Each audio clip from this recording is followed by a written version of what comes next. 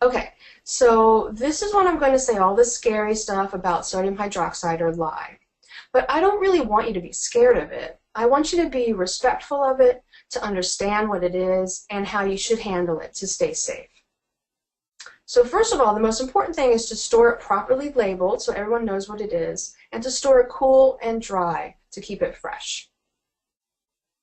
Always wear safety equipment, goggles, long sleeve shirts, long pants, closed shoes, and gloves. You really want to protect sort of the skin and the eyes most definitely, because you only get 2 of those, and you'd be surprised how something can splash up into your eyes. Even if you wear glasses like I do, you're still going to want to have goggles over those. Always mix your lye solution with plenty of ventilation. Do it outside if you can, or with a fan maybe blowing out of the room. You can always use a mask if the dust bothers you, or even a respirator if you already have respiratory issues. You can find all of these things at hardware stores.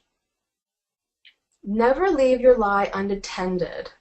Lye, when it's mixed up, looks just like water. And so be sure that you are always very careful that no one will come upon this accidentally and hurt themselves without intending to.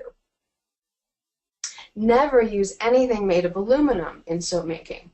Aluminum and lye have this really bad reaction. It gives off hydrogen gas and it ruins your aluminum. So always use either stainless steel, plastic, silicone, or glass. Glass can work too, except for making the lye solution itself. When you're making the lye solution, you want to always add the sodium hydroxide to the water.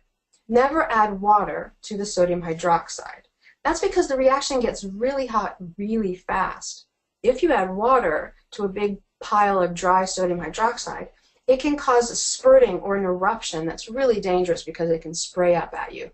So as long as you always add your sodium hydroxide to your water, you'll always be fine. When you're buying your sodium hydroxide, look for pure. It should usually be about 97 to 100% pure sodium hydroxide. No other ingredient should be in there. You'll see it sometimes called technical grade or food grade. Either one of those is fine to use. It comes as little beads or sometimes as flat flakes. It should be loose when you buy it. It should be dry and loose. Not clumpy or wet looking at all. It should be very dry, sort of like the way dry salt would be.